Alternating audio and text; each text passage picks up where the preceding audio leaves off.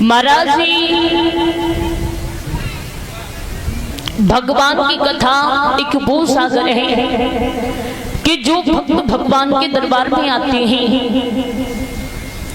वो बड़े भाव के साथ में भगवान की अमृतमयी कथा को सुनते हैं, उनका कल्याण अवश्य ही होता है।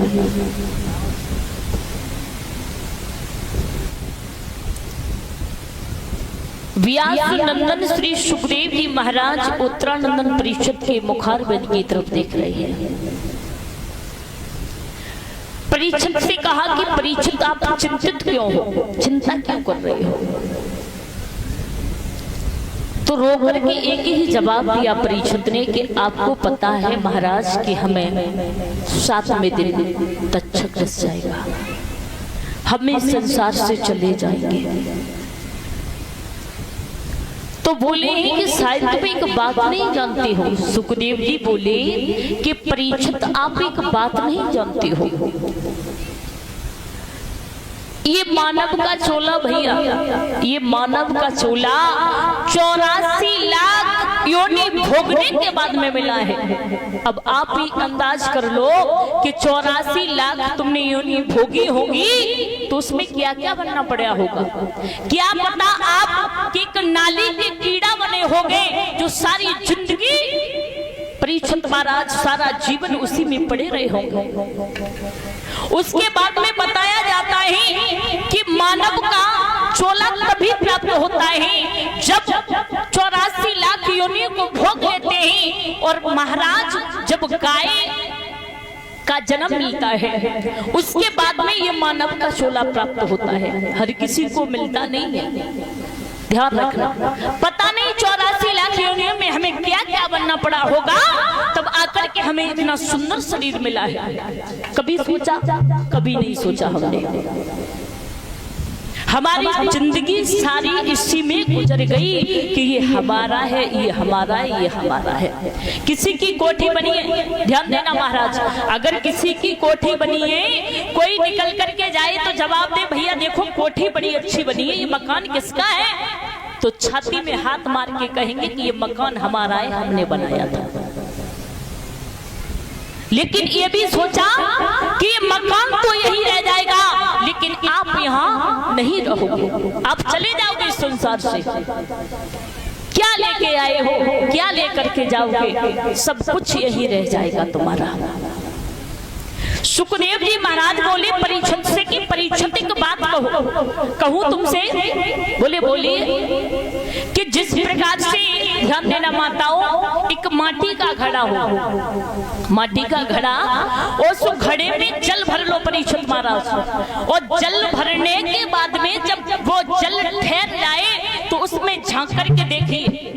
उसमें झांक करके देखोगे तो आपको ऐसा मालूम पड़ेगा कि आकाश उस घड़े में दिख रहा है। ऐसा लगता है कि घड़े में आकाश है लेकिन आकाश तो बहुत दूर है, लेकिन हमें पता चलता है कि वो आकाश उस घड़े में है।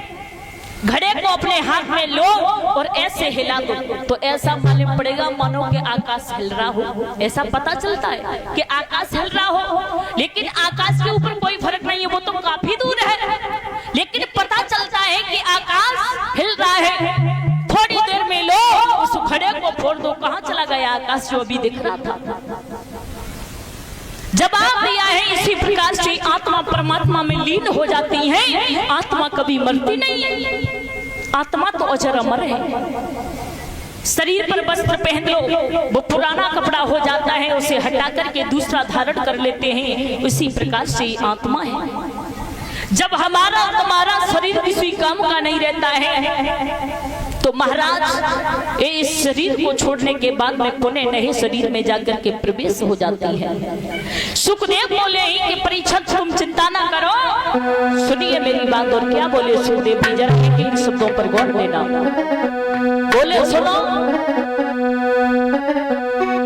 कि हाथी के दांत से खिलौना बने बांस बांस,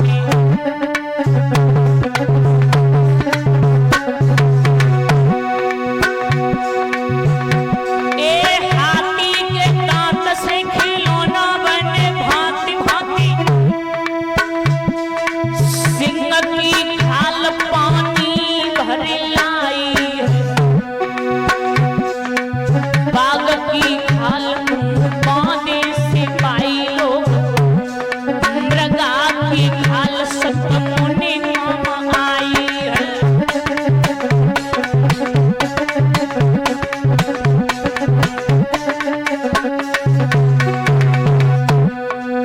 जरा मेरे शब्दों पर गौर देना। भैंसा की खाल से जूता बने भांति भांति, बकरा की खाल से ढोल कमढ़ी आई है। मन में विचार करी सोच बार बार, भैया मानव की खाल का हुआ में आई है।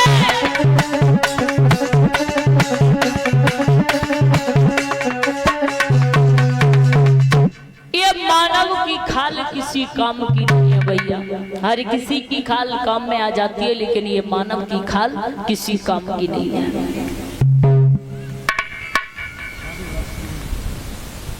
बोले सुखदेव जी महाराज के हे उत्तरानंदन परिषद, तुम चिंता न करो, ये भगवान की कथा है। भगवान की कथा को ध्यान मगन होकर के सुनो, आपका कल्याण अवश्य ही होगा। तिलक लिया है, तिलक करने के बाद में परीक्षित को सामने बैठा लिया और परीक्षित महाराज बड़े भाव के साथ में भगवान की अमृतमयी कथा को सुनने लगे। बोले गोविंद भगवान की। हाँ परीक्षित महाराज खड़े हो जाओ, पास में आइए।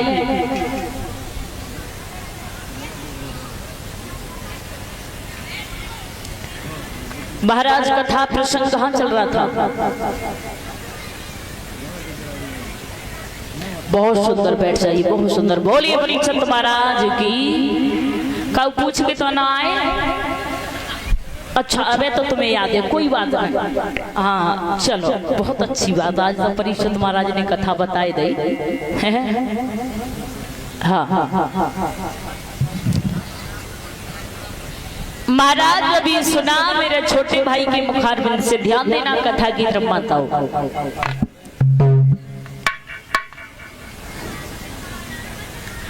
सुना अभी मेरे छोटे भाई के मुखारबिंद से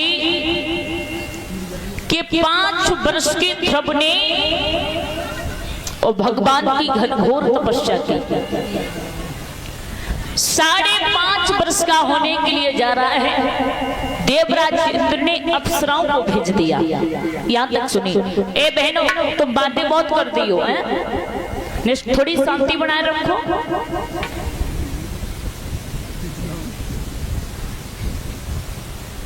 साढ़े 5 वर्ष का होने के लिए जा रहा है, जिस समय ध्रुव को अप्सराएं परीक्षित महाराज परेशान करने लगी हैं, तो आज भगवान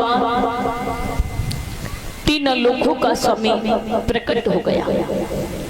जैसे ही भगवान प्रकट हुए चतुर रूप में, 4 भुजाएं, शंख चक्र गदा, चमकता हुआ चेहरा, गले में तुलसी की माला, जाकर के अप्सराओं को भजाए हैं, हमारे भक्त को परेशान कर रही है। उसके बाद में आवाज लगाई, ध्रुव से कहा, ध्रुव ध्रुव ध्रुव आंखें खोलो। लेकिन माताओं, ध्रुव ने आंखें नहीं खोली। ध्रुव ने आंखें इसलिए नहीं खोली क्योंकि ध्रुव अपने अंदर, अपने हृदय में भगवान की मूर्ति को रखे हुए थे।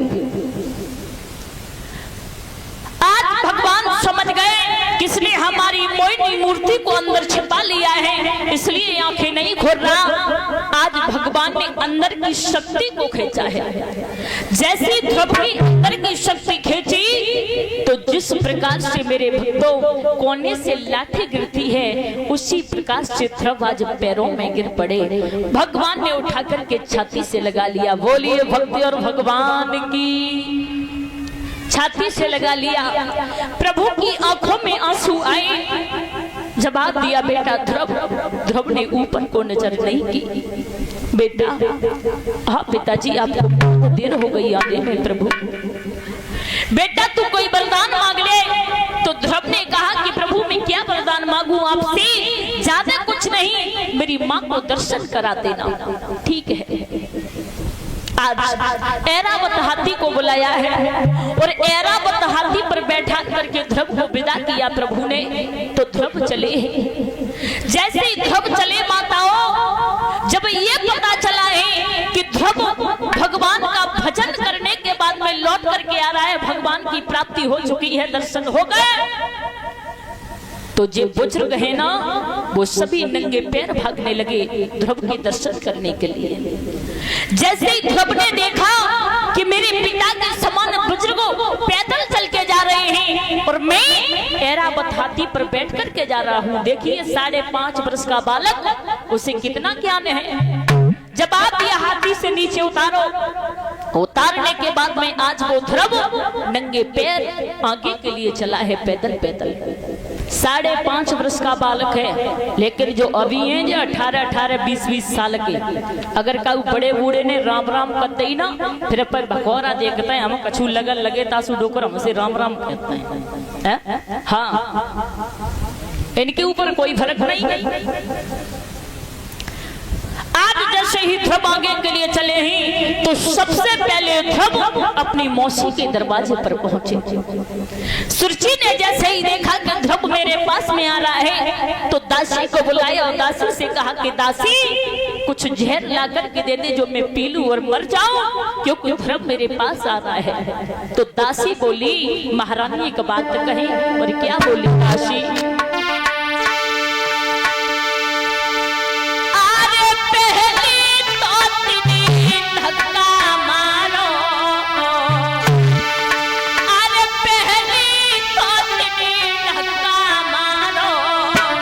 अब जहर मंगाई रही है, वो छुटनी नहीं कालों छिरोई छुटाई है।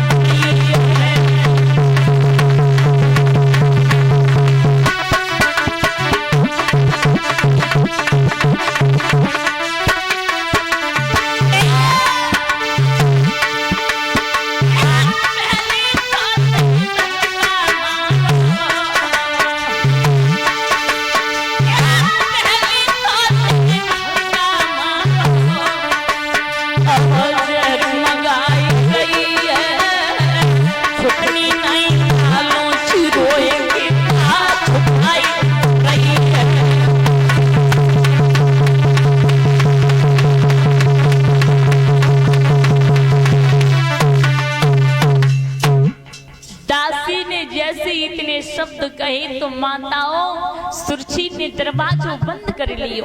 ध्रुव पहुंचे पास में, जाकर के दरवाजा बनाया। मौसी मौसी दरवाजा खोलो। मैया मैं पापी ना हूँ, वो भगवान के दर्शन हो गए हैं। आज सुरची ने दरवाजा खोला, पैरों पर गिरना चाहती है लेकिन ध्रुव ने उठा लिया। सुरची ने छाती से लगा लिया, बेटा मुझे क्षमा करना। तो ध्रुव बोले, मैया अगर तू फटकार ना लगाती तो मुझे भगवान के दर्शन नहीं होते, तेरे कारण हुए हैं। माँ मैं तेरा बेटा हूँ। आज ध्रुव चले सुनीति के पास में, आवाज लगाई, मैया मैया। सुनीति ने माता आवाज को पहचान लिया, ये मेरी बेटी की आवाज है। पास में पहुंचे, चरण छुए। बेटा ध्रुव? हाँ माँ। बेटा तू आ गया? हाँ मैया। अच्छा एक बात बता, तुझे प्रभु के दर्शन हो गए? माँ मैं प्रभु के दर्शन करके आया हूँ। लाला तू मुझे नहीं कराएगा? मैया अवश्य कराऊंगा, लेकिन बेटा मैं भगवान के दर्शन कैसे करूंगी, क्योंकि मैं नेत्रहीन हो चुकी हूँ, मुझे दिखाई नहीं देता है। आज ध्रुव ने भगवान का नाम लिया है, आंखों पर जैसे ही फूंक मारी तो मैया के नेत्र सजल हो जाते हैं। एक बात और बता दूं माताओं, ध्रुव की कोई ताकत नहीं थी जो भगवान के दर्शन कर लेता। जिस दिन से ध्रुव अपने घर से निकला था उस दिन से खाने की बहुत बड़ी बात है माताओं। उस सुनीति ने 2 बूंद भी जल की अपने ओठों पर नहीं रखी थी, भगवान का भजन करती रही, नेत्रहीन हो चुकी थी। सुनीति की ताकत थी, ध्रुव की कोई ताकत नहीं थी। आज भगवान को याद किया है तो भगवान चतुर्भुज में जैसे ही प्रकट हुए हैं। सुनीति ने, राजा उत्तानपाद ने, सुरुचि ने, सबने दर्शन किए हैं। उसके बाद में भगवान ने वरदान दिया, जाओ ध्रुव 36,000 वर्ष तक राज करो, उसके बाद में तारा के नाम से विख्यात हो गए। ऐसा कहकर के प्रभु अंतर ध्यान हो गए। ध्यान रखना, 36,000 वर्ष तक ध्रुव ने राज किया है। उसके बाद में अभी आप देखते होंगे तारा के नाम से ध्रुव विख्यात हैं। बोलिए गोविंद भगवान की। एक 2 लाइन का भजन, उसके बाद में आगे बड़ी सुंदर कथा आ रही है राजा बलि की, तो सभी ताली बजा करके बोले।